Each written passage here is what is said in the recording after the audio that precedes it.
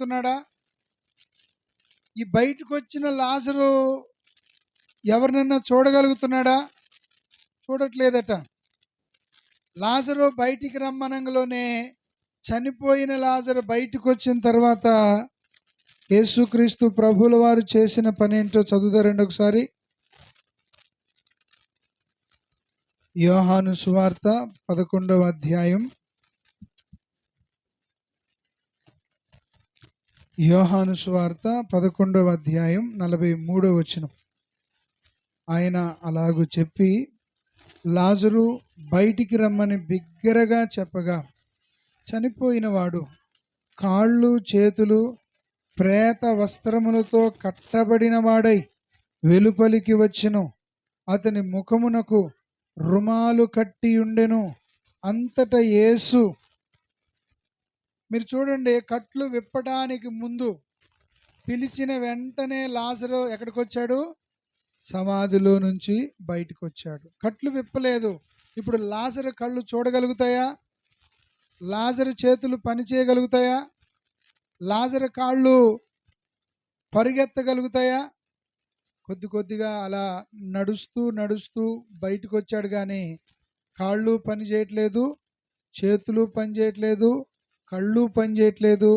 చచ్చిపోయిన వాని స్థితే అతనిలో ఉంది. ఎప్పటి వరకు? కట్టబడిన కట్లు విప్పే వరకు. హల్లెలూయా. అర్థం చేసుకోండి ప్రియులారా.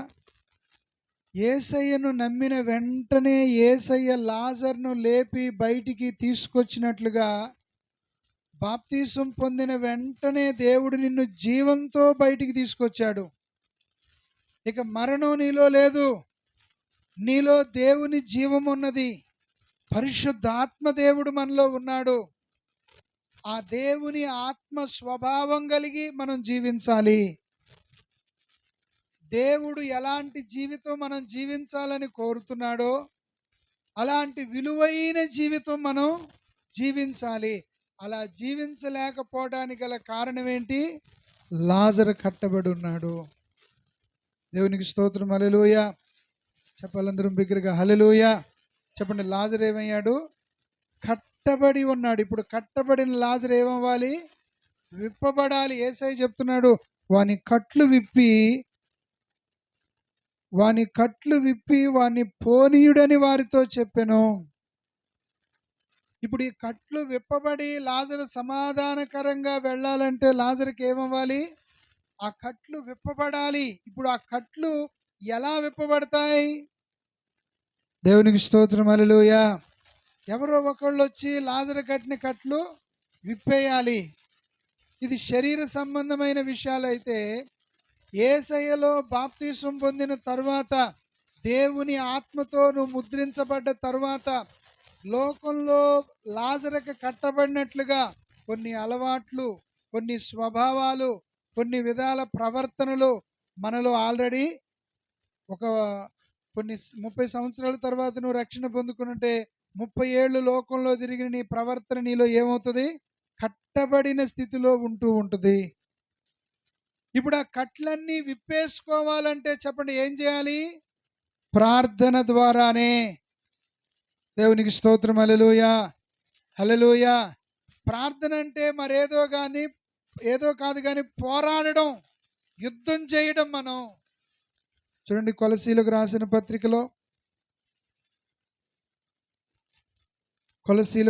పత్రిక 4వ అధ్యాయం 12వ వచనం. ఎపఫ్రా గురించి పౌలు చెప్తూ, మీలో ఒకడును క్రీస్తు యేసు దాసుడనైన ఎపఫ్రా మీకు వందనములు చెప్పుచున్నాడు. మీరు సంపూర్ణులు, ప్రతి విషయంలోనూ దేవుని చిత్తమును గూర్చి సంపూర్ణ ఆత్మ నిశ్చయత గలవారై నిలకడగా ఉండవలెనని.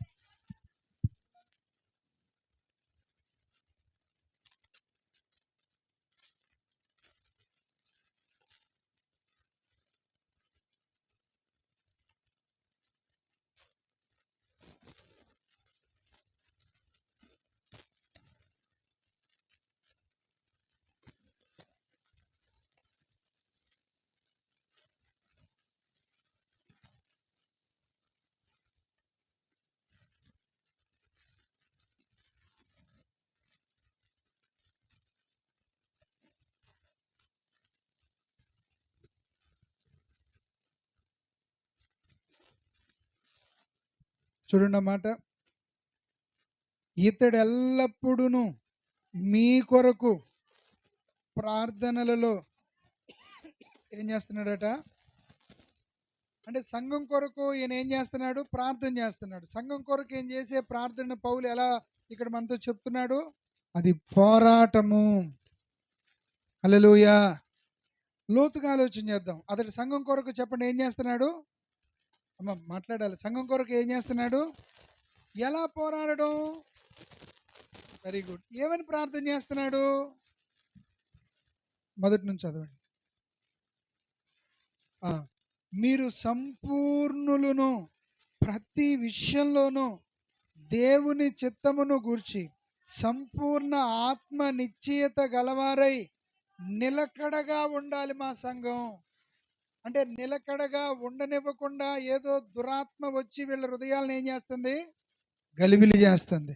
ఆ దురాత్మతో ఈయన ప్రార్థనలో ఏం చేస్తున్నాడు? పోరాడుతున్నాడు. దేవా, నా సంఘంలో నిలకడగా ప్రతి బిడ్డ ఉండాలి. సంపూర్ణ ఆత్మ నిశ్చయత కలిగి వారు రావాలి, ప్రార్థించాలి, కానుకలు ఇవ్వాలి, సహకరించాలి. ఇతను పోరాడుతున్నాడు అపవాదితో. ఓ హల్లెలూయా, హల్లెలూయా. ఎపఫ్రా అనే వ్యక్తి దేవుని సంఘం కొరకై తన ప్రార్థనలో అతడు చేసేదంతా ఏంటది? పోరాటం. అర్థం చేసుకోండి. నువ్వు ప్రార్థన చేస్తున్నావు అని అంటే దాని అర్థం ఏంటో తెలుసా? సైతానుతో పోరాడుతున్నావు, అపవాదితో పోరాడుతున్నావు. జాన్ బనియన్ అనే ఒక గొప్ప దేవుని సేవకుడు చెప్పిన మాట ఏమిటంటే, ఆయన్ను దేవుని సువార్త ప్రకటిస్తున్నాడని చెప్పని తీసుకెళ్ళి,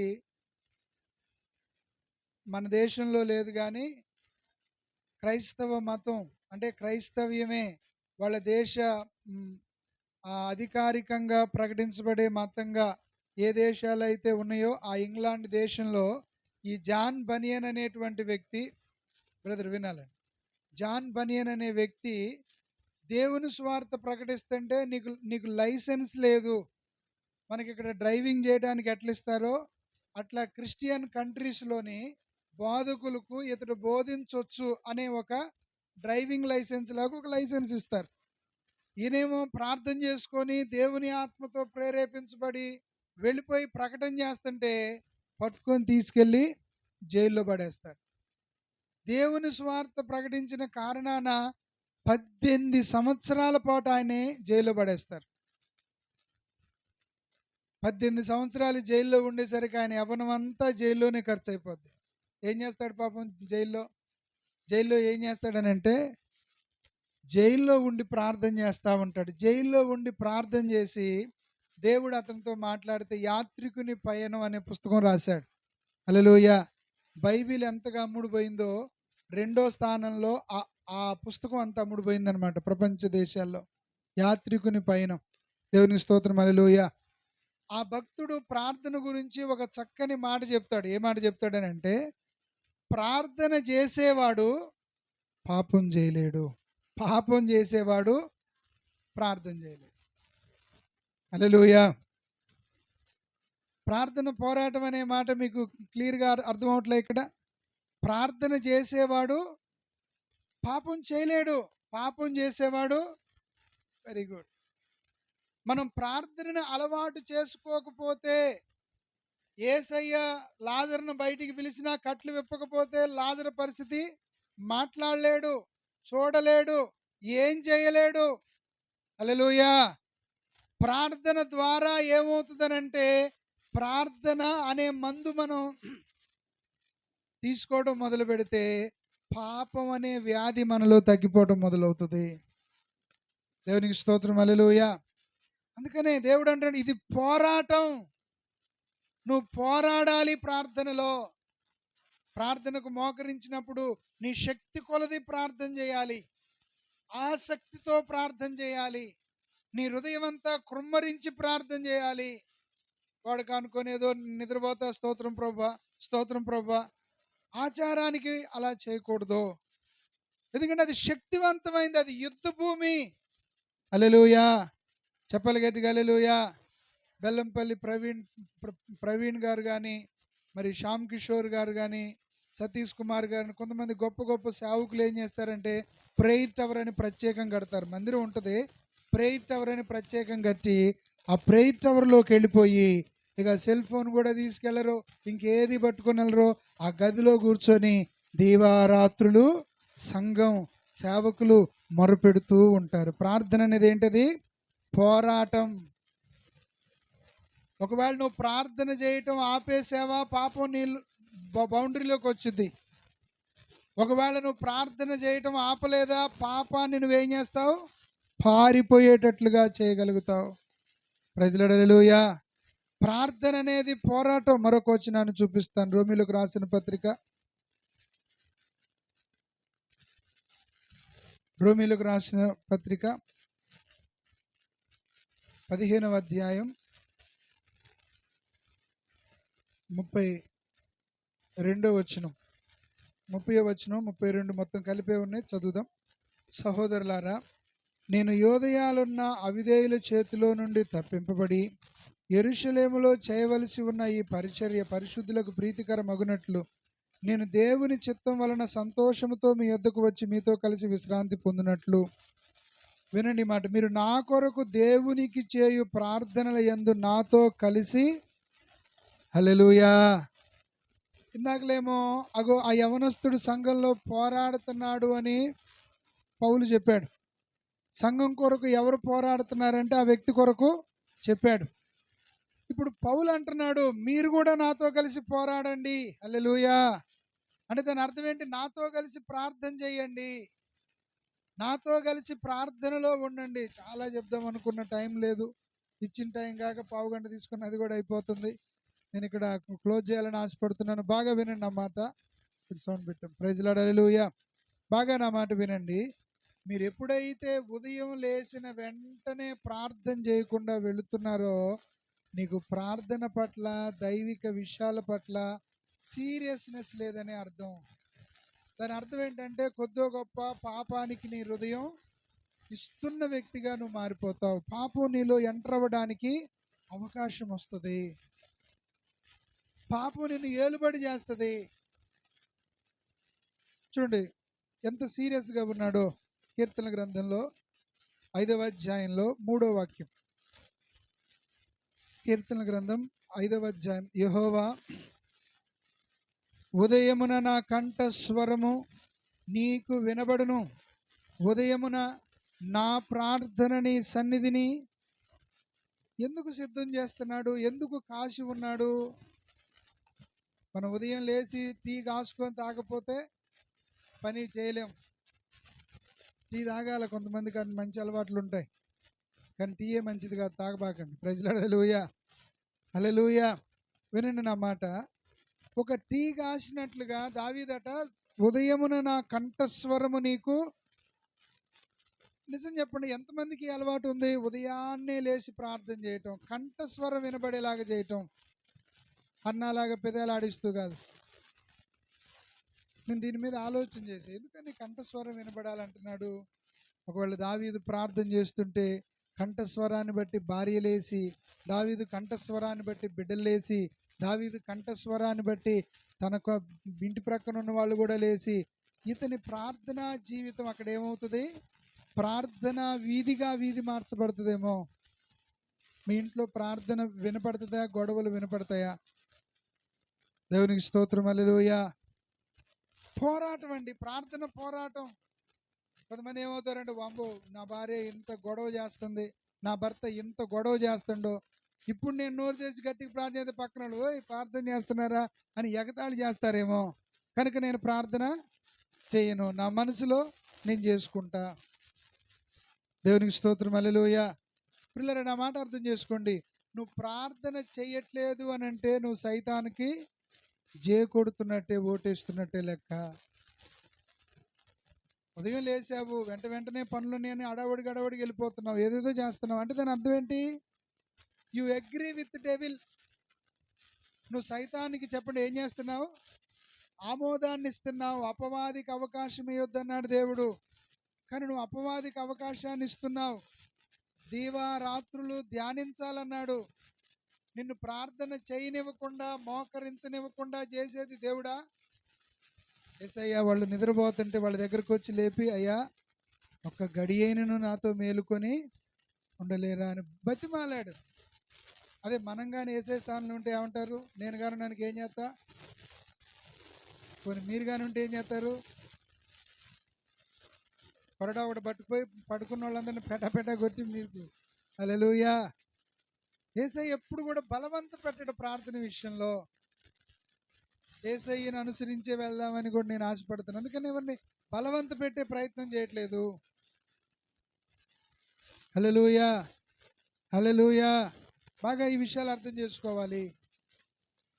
ప్రార్థన కొరకు ఎవరో వెనకాల నిన్ను గట్టిగా బట్టి, నిన్ను వెనకాల ఏదో అరక దున్నినట్టుగా మెడ మీద కాడు పెట్టి, తాళ్ళు పెట్టి, లాగి గుంజి కట్టి అట్లా అవ్వకూడదు. వింటున్నప్పుడే నీ మనసులో ఆశ రగలాలి. వింటున్నప్పుడే దావీదు ప్రార్థన సిద్ధపరిచినట్టు, ఈ రోజు నుంచి నేను ప్రార్థన చేస్తాను, ఈ రోజు నుంచి ప్రతి ఉదయం నేను మొరపెడతాను. ఈ అలవాటు మీరు చేసుకోండి. నేను చెప్తున్నాను, ఒక 1 monthలో మీకు మీరు ఎంత ఎంత నమ్మదగిన వారిగా మారిపోతారో. నేనేమంటే, ఎక్కడైతే నువ్వు మోకరించి తండ్రి స్తోత్రం పరిశుద్ధుడా అని ఏ దేవుని పేరైతే నువ్వు పెదాలతో హృదయపూర్వకంగా పిలుస్తున్నావో, అలా పిలవటంతోనే ఆయన సన్నిధి నీలోకి వచ్చి నీ లోపల ఉన్నటువంటి శరీర సంబంధమైన బలహీనతలన్నిటిలో కూడా విజయాన్ని దేవుడు అనుగ్రహిస్తాడు.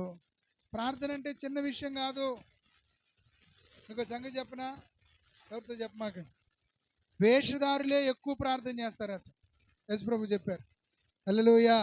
మీరు వేషధారుల వలె ఉండకండి. వాళ్ళు వీధి మూలలో చేస్తారు, అక్కడ చేస్తారు, ఇక్కడ చేస్తారు. కానీ చేసేవాడు గదిలోకి వెళ్ళి నీ తలుపు వేసుకొని రహస్యమందు చూసు నీ తండ్రికి ప్రైజ్లాడు. హల్లెలూయా. చెప్పలు గట్టిగా హల్లెలూయా. ప్రార్థన మెలకువ నీకున్నప్పుడు మీరు కన్ఫ్యూజ్ అవ్వమాకండి. మనుషులు చూడాలని ప్రార్థన చేస్తే, నేను వరుస పెట్టి ఒక్కొక్కరు ప్రార్థన చేపించండి, ఏమో ప్రార్థన చేస్తారు. మీరు కూడా నేను ఒక మాట అడుగుతానమ్మా, ఇంటి దగ్గర ప్రార్థన చేస్తున్నాడా? అయ్యా ఇంటి దగ్గర ప్రార్థన చేస్తుందా సిస్టర్ అంటే మీరేమంటారు? ఏమో నాకు తెలియదు అంటే అర్థం ఏంటి? ఇక్కడైతే సంఘం అందరూ చూస్తారు, సేవకుడు చూస్తారు, వాళ్ళు చూస్తారు, వీళ్ళు చూస్తారు. అలా కాదు పిల్లలు, అది వేషధారణ అవుతుంది. నీ వ్యక్తిగతంగా నువ్వు ఒంటరిగా నువ్వు ప్రార్థన చేస్తున్నావు అంటే పోరాడుతున్నావు. అపవాది నీ పాదాల కింద చితకదొక్కుతున్నావు. గుండె సమస్య గురించి వచ్చిన వాళ్ళ కొరకు నువ్వు మోకరించి ప్రార్థన చేస్తున్నావు అంటే ఏం చేస్తున్నావు తెలుసా? గుండెను బట్టి బాధిస్తున్న దయ్యం మీద నువ్వు యుద్ధం చేస్తున్నావు. హల్లెలూయా. ఎలాంటి సమస్యలతో వచ్చిన వాళ్ళ కొరకైనా మనం ప్రేయర్ చేస్తున్నామంటే యుద్ధం చేస్తున్నాం. ఆ యుద్ధంలో ఖచ్చితంగా విజయం మనకు వస్తుందా రాదా? ఆ విజయం పొందుకుంటామా లేదా? కాబట్టి ప్రతిరోజు ఉదయం లేచిన వెంటనే మనం విడువని ప్రార్థన మనకు కావాలి. విలాప వాక్యాలు అంటాడు, రేయి మొదటి జామున నీ హృదయాన్ని దేవుని సన్నిధిలో కృమ్మరించు. దావీదు అంటున్నాడు, ఉదయమున నా కంఠస్వరము నేను నీకు. అంటే హృదయంలో ఉన్నది ఎట్లా బయటకు వచ్చింది? హృదయం నిండిన దాన్ని బట్టి వాంతులైతే చెవిలో గుంటపోద్దా? నోటికుంటే వస్తుంది. అట్లాగే హృదయం నిండింది అనుకోండి, ఏమవుతుంది? నీ నోటి మాట ద్వారా వస్తుంది. నీ హృదయంలో ఉన్నది కృమ్మరించాలి. భయం ఉన్నదా నీ హృదయంలో? అయ్యా నా భవిష్యత్తు ఏంటి ప్రభా అనే కలవరం ఉన్నదా? లేదా ఈ ఆర్థిక ఇబ్బంది ఎప్పుడు తీరుతాయి ప్రభా, లేదా ఈ సమస్యల్లో నుంచి నేను బయటపడాలి, నాకు సాయం చేయ ప్రభా.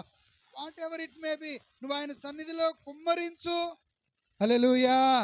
నమ్మదగిన దేవుని ఎదుట నువ్వు మోకరించావు, సర్వశక్తి గల దేవుని దగ్గర నువ్వు అడిగావు గనుక ఆయన నీ మొర్ర నిశ్చయంగా వింటాడు. పోరాటంలో నిన్ను ఓడిపోనివ్వడు ఆయన. హల్లెలూయా, హల్లెలూయా. నేను ఓడిపోనయా నా పక్షానుండగా, నేను కృంగిపోనయా నువ్వు నా తోడుండగా.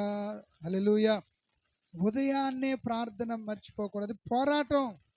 నీ బిడ్డలకు, నీ భర్తకు, లేదా నీ భార్యకు, నీ తల్లిదండ్రులకు, నీ కుటుంబం అంతటికి కూడా నువ్వు చేసే ప్రార్థన ఏమైంది? పోరాటమై. యోబు చేసిన ప్రార్థన చెప్పండి ఏమైంది?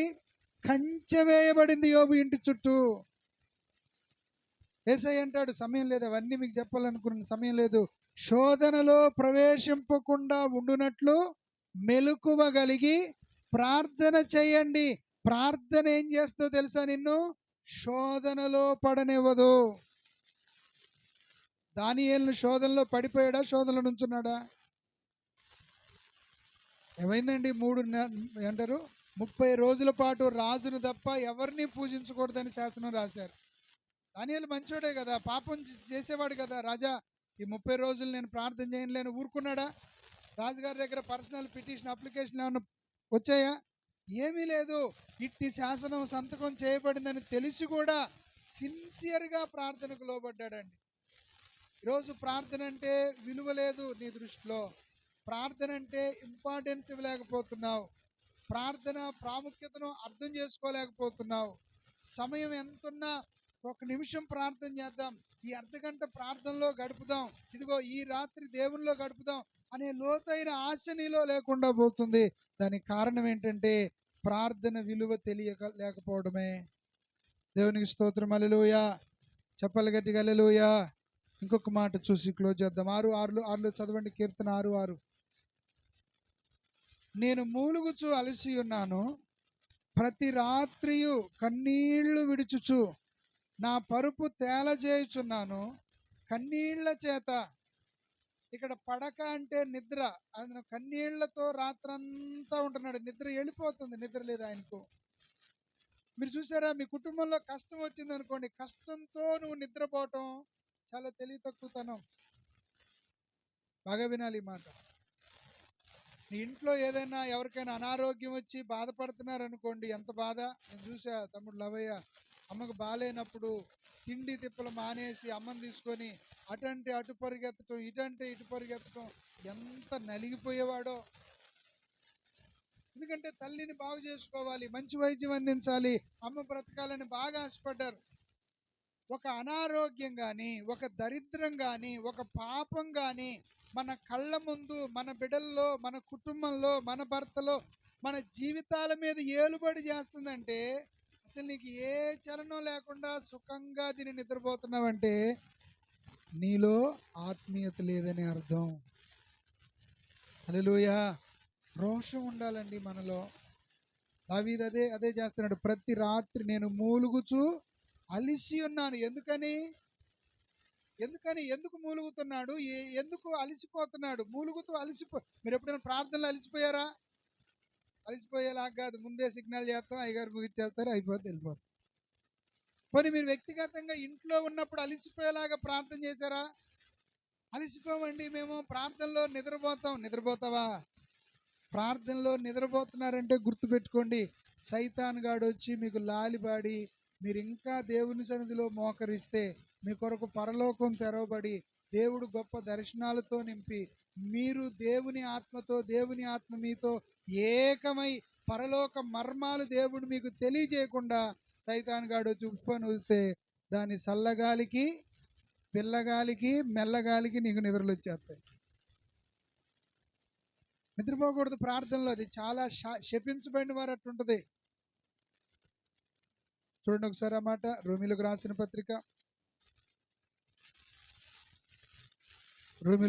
పత్రిక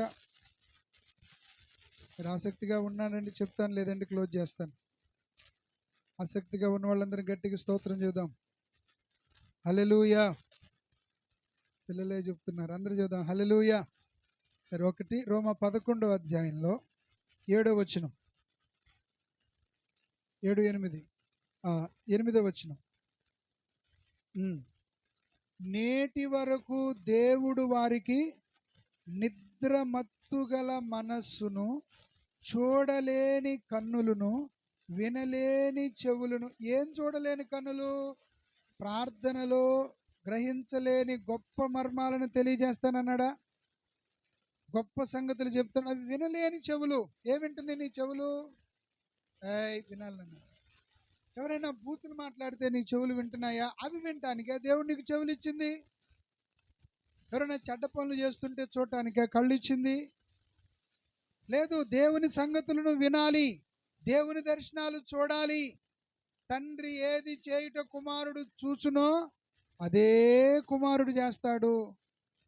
మనం ప్రార్థనలో పరమ తండ్రితో పెనుగులాడుతున్నప్పుడు ఆయన దర్శనాల ద్వారా మనకు చూపిస్తాడు.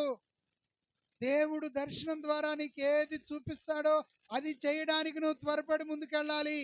లోతైన ప్రార్థన ఉండదు, పరలోక దర్శనాలు ఉండదు, పొద్దస్తమానం గొడవలు, పోరాటాలు, ఆయాసాలు, సమాధానం లేని స్థితి. ఇది సైతాన్ గాడు ఉచ్చు కదా. అర్థం చేసుకోగలవా దుష్టుని ఆలోచన? పిల్లల దేవుని నమ్మిన బిడ్డల మన కుటుంబాల్లో ప్రార్థన లేదంటే గొడవలు జరుగుతుంటాయి. అపవాది వచ్చి సమాధానం లేకుండా చేస్తాడు. పోరాడాలి, వాడితో నిత్యం పోరాడాలి, విసుగక నిత్యము ప్రార్థన చేయాలా. నీకెప్పుడు ప్రార్థన అనే జ్ఞాపకం వచ్చినప్పుడు చేస్తూనే ఉండాలా. ఇక్కడ మర్చిపోయావా, గుర్తొచ్చిన దగ్గర నుంచి చేస్తున్న ప్రార్థన. దేవునికి స్తోత్రం, హల్లెలూయా.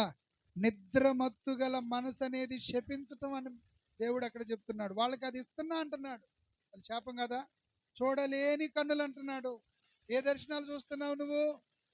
వినలేని చెవులు. సమయాలు చిన్న వయసులో దేవుని స్వరాన్ని విన్నాడు. ఎందుకు నీ చెవులు వినలేకపోతున్నాయి అంటే దేవుని స్వరం మీద నీకు ఆశ లేదు, దేవుని దర్శనాల మీద నీ దృష్టి లేదు. నీ హృదయం ఎక్కడికో వెళ్ళిపోతుందో ఆలోచన చేయి. పోరాటం ప్రార్థన అంటే ప్రతి రాత్రి మూలుగుచు అలసి ఉన్నాను, ప్రతి రాత్రి కన్నీరు విడుచుచు. ఈ అనుభవం ఉందండి ఎవరికైనా? ప్రతి ఒక్కరూ ఇట్టి అనుభవంతో నింపబడదుముగాక. కన్నీటితో ప్రార్థన చేయడం. ఇంకొంతమందిని చూస్తాను, వాళ్ళ దగ్గరికి వెళ్ళి ప్రార్థనలోనే, వాళ్ళ కొరకు చూడడంలోనే అదేదో జేబులో ఉన్న సెల్ ఫోన్ కచ్చిపోతే తీసినట్టుగా లోపల ఉన్న కన్నీళ్ళు అయ్యా అయ్యా అయ్యా అంటారు. వట్టి మాయ అదంతా. వాళ్ళు చేసి మనుషుల ముందు అక్కర్లేదు, నా ముందు అసలే చేయకండి. అట్లా మీరు చేస్తే ఇట్లే చెప్తా. నా ముందు ఏం చేయ, దేవుని సన్నిధిలో మీకు మీరు కన్నీరు కార్చండి. ఇవి పర్సనల్గా దేవునితో చేయండి. ఒకవేళ మందిరంలో అందరం కలిసినప్పుడు నీకు అలాంటి భావం వస్తే నాకు కూడా అదే భావం కలుగుతుంది. ప్రార్థన చేస్తాం, కావాలని అట్లా చేయొద్దు. అంటే దాని అర్థం ఏంటంటే బాధ కలిగి ఒకవేళ నువ్వు ఆ విషయంలో కన్నీరు కాస్తే అది మంచి విషయాలే, కానీ ప్రతి రాత్రి అన్న విషయాన్ని అండర్లైన్ చేయండి. ఆయన రాజు అయినప్పటికీ కూడా భారం కలిగి కన్నీరు విడిచి ఎబ్రి పత్రిక 5వ అధ్యాయం 7వ వచనంలో కూడా చెప్తాడు. ఆయన శరీరధారి అయి ఉన్న దినముల్లో మహారోదనతోనూ కన్నీళ్లతోనూ తన మరణము నుండి తప్పింపగలవానికి ప్రార్థన యాచన సమర్పించాడు. అందరూ నుంచుందాం ప్రియులారా, అందరూ అందరూ అందరూ నిలబడదాం. పోరాటం చేయాలి. దేవుడు నీ కొరకు కల్వరిలో సమస్తాన్ని, లాజరుని లేపి దేవుడు నుంచోబెట్టాడు. కట్లు విప్పుకునే బాధ్యత నీదే. అందరం కళ్ళు మూసుకుందాం, ప్రార్థన చేద్దాం. ప్రభువా, నేను ప్రార్థన చేయడం నాకు నేర్పించండి, పోరాడడం నాకు నేర్పించండి. ఏ విషయంలో నీకు సమాధానం లేదో దాని కొరకు ప్రార్థన చేయి. ఏ విషయంలో నీ మనసు గ్రహించట్లేదో, అయ్యా నేను ఇది గ్రహించలేకపోతున్నాను ప్రభువా, ఈ విషయాన్ని నేను అర్థం చేసుకోలేకపోతున్నాను ప్రభువా. దానియేలు మొరపెట్టాడు. దేవుడు కల చెప్పాడు, కల భావాన్ని చెప్పాడు. నీ భవిష్యత్తు గురించి దేవుడు, నీ బిడ్డల గురించి దేవుడు, ప్రతి విషయంలో కూడా ప్రభు నీకు గ్రహించే కృపనిస్తాడు. నిన్ను కన్ఫ్యూజన్లో నడిపించేవాడు కాదేసయ్యా. నువ్వెన్నో కన్ఫ్యూజన్లతో ఉన్నావు. ఏం చేయాలో, ఎట్లా పోవాలో, ఎట్లుండాలో, ఎట్లా తీరుతుంది, ఎట్లా ఈ పరిస్థితి మారుతుంది. దేవుడు అంటున్నాడు, పిల్లరా నాకు మొర్ర పెట్టుము, నేను నీకు ఉత్తరం ఇచ్చేదను. నువ్వు గ్రహింపలేని గూఢమైన సంగతులు, గొప్ప సంగతులు నీకు దేవుడు సిద్ధపరిచాడు. నువ్వు ఈ సంగతులతోనే అంత అయిపోయింది అనుకుంటున్నావా? ఇక నాకు అంతా తెలుసనే నిర్ణయంలోకి వచ్చేస్తావా? తప్పది. ప్రార్థన చేసే వారి కొరకు దేవుడు దాచిపెట్టిన మర్మాలు, గూఢ సంగతులు, గ్రహించలేని విషయాలు. పిల్లరా, పోరాడతావా ప్రార్థనలో? దావీదు అంటున్నాడు, ఉదయమున నా కంఠస్వరము. ఎంత ఆశీర్వాదం అండి. ఒక తండ్రి ఉదయాన్నే లేచి ప్రార్థన చేస్తుంటే ఆ భార్య వినడం, పిల్లలు వినడం, లేదా భార్య భర్తలు ఇద్దరూ కలిసి ప్రార్థన చేస్తే ఆ పిల్లలు ఎంత ఆశీర్వదించబడతారు ప్రియులారా. ఆ కుటుంబాలు ఎంత దీవెనకరంగా ఉంటాయి. ఒక భర్తగా నీ భార్యను ప్రోత్సహిస్తున్నావా? అమ్మా కలిసి ప్రార్థన చేద్దాం. ఒక భార్యగా నీ భర్తతో ఏకీభవిస్తున్నావా? అయ్యా కలిసి ప్రార్థన చేద్దాం. దెప్పి పొడుస్తున్నావా? భర్త బాధపడేలాగా అలా మాట్లాడొద్దండి. ఎవరు కూడా అలా ఎవరు ప్రవర్తించుకోవద్దు. ప్రార్థన విషయంలో పదే పదే సాతాను మన ప్రార్థన జీవితాన్ని పడదోయాలని చూస్తాడు. అయినా సరే ఓపికతో దాన్ని కట్టుకోవాలి తప్ప, నీ చేత కాదులే, నీ వల్ల కాదులే, నో నో నో నో అలా చేయొద్దు. ఈరోజు నుంచి ఒక నిర్ణయం కలిగి, ప్రభువా నేను పోరాడతానయ్యా. ఈ రోజు నుంచి లాజరు నువ్వు బ్రతికున్నావు. యేసయ్య తన రక్తముతో నిన్ను కొనుక్కున్నాడు. దేవుని ఆత్మ నీలో ఉన్నారు. కట్లన్నీ కూడా విప్పివేయబడాలి. మోకరించి రోజు నుంచి. మహాగణుడా, సర్వాధికారివైన మా గొప్ప తండ్రి, విన్న ప్రతి మాట మా ప్రియుల హృదయాల్లో నూరంతలుగా ఫలించునుగాక. ప్రార్థనలో పోరాడే మనసు వారిలో కలుగునుగాక. ప్రార్థన విషయంలో ఇప్పటి వరకు వాళ్ళ వైఖరి, వాళ్ళ ఆలోచనలు ఎలా ఉన్నాయో ఈ రోజు నుంచి అవన్నీ మార్చబడునుగాక. దావీదు వలె ఉదయము రాత్రి నీ సన్నిధిలో సమయాన్ని సిద్ధపరుచుకొని ప్రార్థన చేయుదురుగాక. మా ప్రియులందరినీ దీవించి నీ కృపలో భద్రపరిచి మహిమ పొందుకొని మన యేసుక్రీస్తు ప్రేమగల నామంలో ప్రార్థిస్తున్నాను పరమ తండ్రి, ఆమేన్. కానుకలు సమర్పిద్దాం. స్త్రీలు మొదటిగా రండి. కానుకల కంటే ముందుగా మరి చిన్న విషయం ఏంటంటే, ఈ వారంలోని ఏమేం కార్యక్రమాలు ఉన్నాయమ్మా? పాంప్లెట్లు అందరికి ఇచ్చామా? పాంప్లెట్